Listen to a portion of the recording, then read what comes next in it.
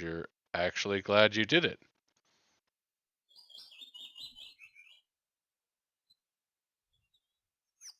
The weather is absolutely perfect today. That's a good sign, right? Maybe your luck is finally starting to turn around.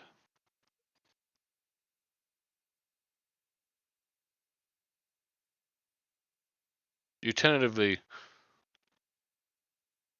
allow yourself to feel excited for the possibilities of where you could go or what you could do.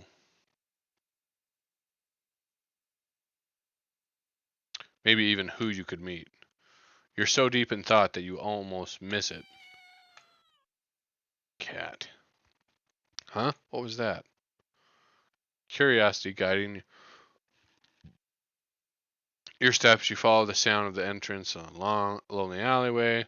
Oh, the sunlight only just manages to reach down in between the tall buildings on either side. You timidly enter the alley and walk forward. The loose gravel and scattered debris on the ground softening your steps. Finally, the sound source comes into view in the warm, almost ethereal light of the alley. At the end of the alley, in a big cardboard box, a stupid cat. Is a cat. Huh? Guess that should have been obvious. Again. Meow. Interesting, the cat shines gold, black sea of fur, front paws, an edge block. It looks up at you. Meow. Meow. So you look so familiar, right? Then again, it is a cat. Not many different ways for a standard black cat to look after all. This one sure is a cutie, though. Just look. It's not glaring at you or hissing at you for getting it close like other stray cats have in the past. It's just sitting there patiently, waiting for you to do something.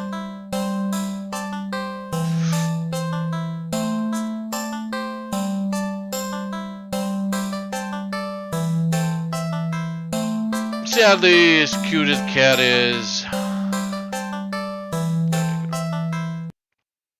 you'd never take this thing home with you. You just can't take it home with you. You're a responsible adult. You are, with rent and bills to pay for. Not to mention you need to buy food to survive too. There's no way you could care for a cat long term, right? You can barely afford this little outing on your day off. What to do?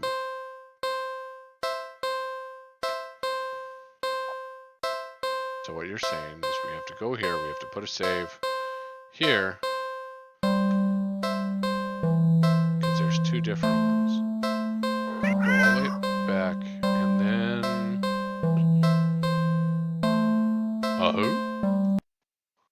You are not ready. Oh. Feed cat. The cat must be hungry, right? You can't imagine that it's had much to eat if it's so attached to the box it's in. Though, if it doesn't exactly seem malnourished either. Surely it must have left the box to search for food then. For some reason, something in the back of your mind tells you that that's not the case, and to not think on it any further. Well, either way, you can't exactly enjoy your day out knowing that you left behind a hungry cat, especially when you could have done something to help. So, what to do about the hungry kitty? Save again!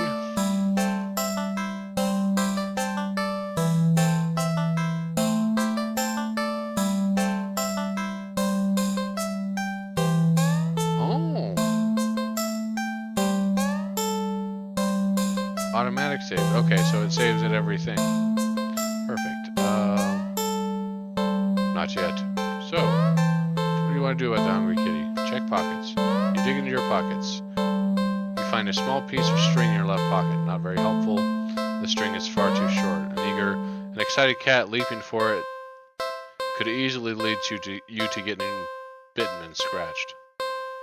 In your right pocket, a bar of chocolate. You find a chocolate bar. It is. Nope, it's not even expired. Quite the find indeed. You're about to offer it to the cat, when suddenly you're hit with the guilt. Remember something gut-curdling. Chocolate is toxic to cats. Oh my gosh, you resist the urge to vomit at your near mistake. I don't feel like it's that big of a deal. You caught yourself before you did it. You feel so guilty you throw the chocolate bar away into a nearby trash bin. Oh, come on. An almost cat killer doesn't deserve chocolate. You go back to the cat, barely able to stand its innocently oblivious expression. It doesn't even know that you almost... I'm so sorry.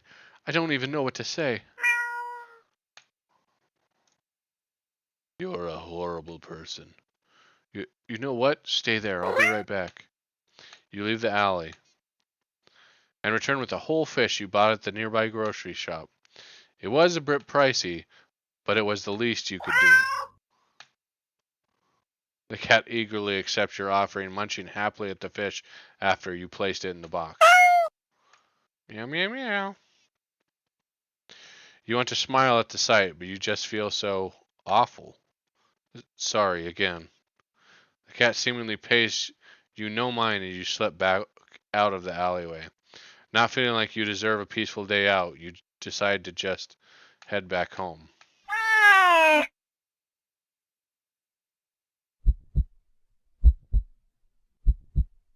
On the way home, you notice more cats than usual watching you from their hiding spots, but you try not to think about it. You can't help but wonder if they know what you'd nearly done. But it's not like you meant to hurt anyone.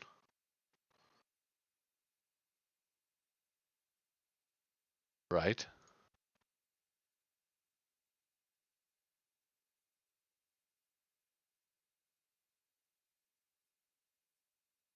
You finally reach your apartment building. You're about to unlock the door when... loud.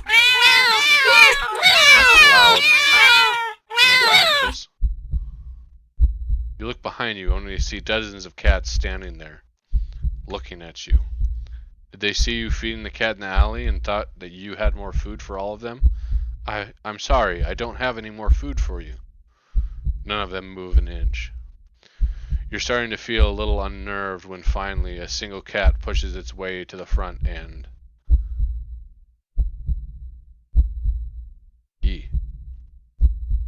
Oh, it's you. Oh, it's... Held carefully between its teeth is the chocolate bar you'd thrown away earlier. It places the chocolate bar down in front of you before it places the chocolate bar down in front of it before looking back up at you. All the cats look up at you. You can feel their judgment. You feel your sins weighing down heavily on your back. But without the money to buy enough food for all of them, you don't know what to do. Beg for forgiveness. You collapse to your knees and bow down low as you start to earnestly beg for their forgiveness. I'm so sorry, I swear. I'd do anything to make it up to all of you, but you're out of options. Suddenly,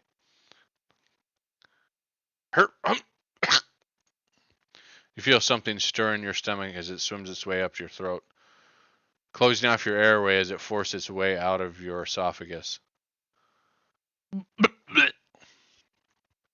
It finally succeeds with aid from your helpless gagging. What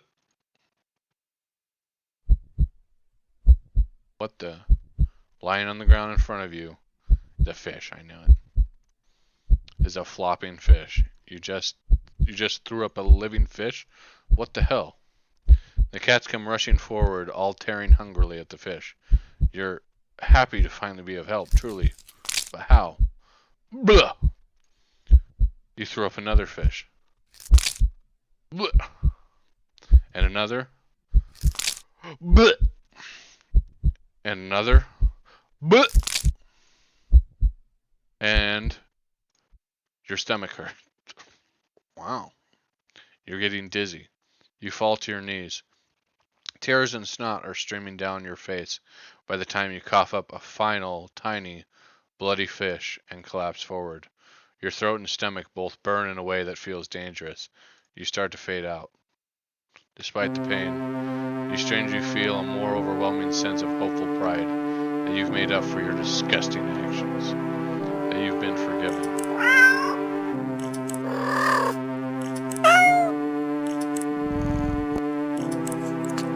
The sound of happy cats munching away at their fish fills your ears. Then they eat you. Feel something being nudged into your hand. Feels like bar of chocolate you found on your pocket. You smile weakly. You successfully atone, but you don't really have the strength to eat your reward. Sadly, the last taste in your mouth as you leave this mortal coil doesn't get to be that of chocolate, but raw fish. Ending 24, fishing for pardon.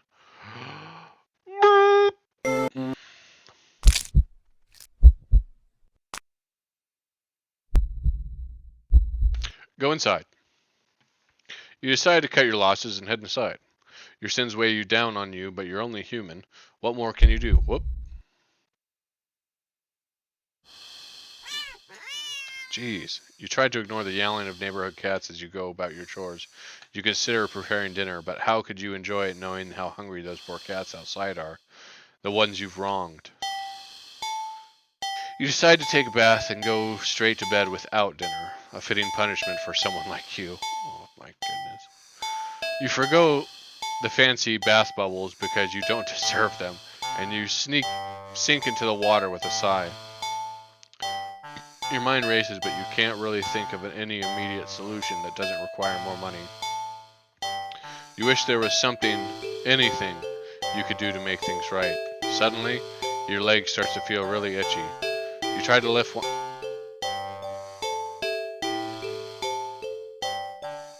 one of your legs to see what's going on, but what rises out of the water isn't a pair of legs. It's fins. Everything's turning. It's a fin. It's a fishtail? You feel dizzy at the sight. Maybe you're hallucinating from the stress. You try to climb out of the tub to cool your head, but instead of your hand rising up to brace itself, a wet fin stretches out to plop on the rim. It's too weak to hold your weight, and you're startled by its sight. You slip, smack your head on the side of the bathtub, passing out almost immediately. You awake. You think, anyway. You open your eyes, and you're underwater? You must have slid beneath the surface of the bathwater. You gasp instinctively. Well, not really. The bubble simply floats out of your mouth, up, into the surface. You're broke as heck, so you know the bathtub isn't that big. Did you shrink? But how? And even if there was a reasonable answer, it wouldn't explain how you haven't drowned yet. You swim to the edge of the tub to see the truth in your shadowed silhouette. You're a fish now. You've been turned into a fish! This isn't possible. You don't get any time to ponder this, unfortunately, because just then a shadow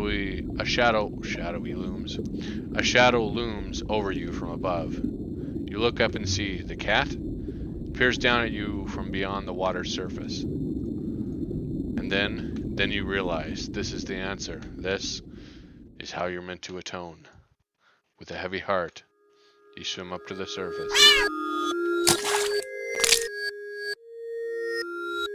The cat scoops you up, tossing you out of the tub onto the bathroom tiles. As you flop around, gasping for air or water, you realize the cat wasn't alone. Dozens of hungry eyes peer down at you.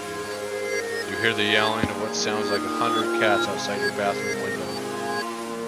You send one last look to the cat before closing your eyes and accepting your fate.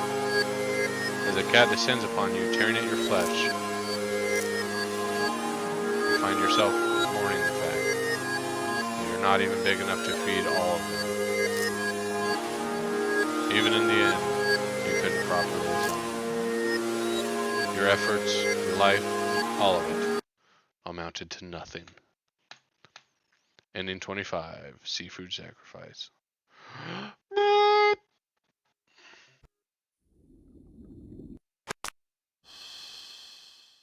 That's all the further I can go. It would seem so. Okay. Let's see, we go. Quick load. No. Oh. Okay. Load. Can we go back to these ones? These ones, yeah. We did feed the cat, and that was. Did we do leave the? Because I think before that it was take the cat home. Don't take the cat home. Should we go back here? Let's do all these first. Play with the cat. Meow, meow, meow. Oh, you just want a little attention, don't you? The poor thing must be bored sitting in that box all day. You're not sure you're much of an interesting companion, or you're willing to do your best. There's got to be something you can entertain the little critter with. But what? Check pockets. You dig into your pockets. You find a small piece of string on the left pocket. Oh, we need to do the other feeding. Not very helpful. The string is far too short. An eager and excited cat leaping for it could easily lead you to being bitten and scratched. In your right pocket, a bar of chocolate. I'm sorry. Okay.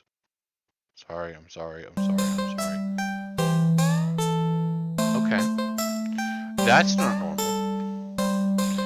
Not too helpful either right now. The only other thing you've got on you is your phone. It's not too much of anything the cat can play with, but there is something you can do. Oh my gosh, so kawaii. Photo montage. Well, that was fun, right?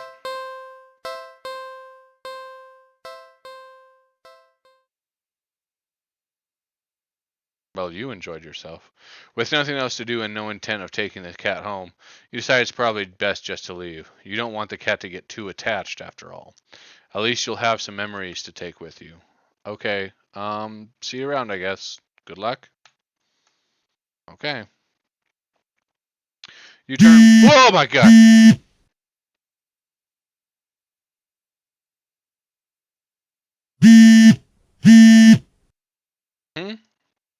It's not that scary. It's a phone.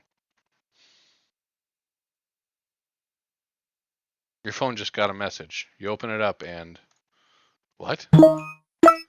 Aren't I cute?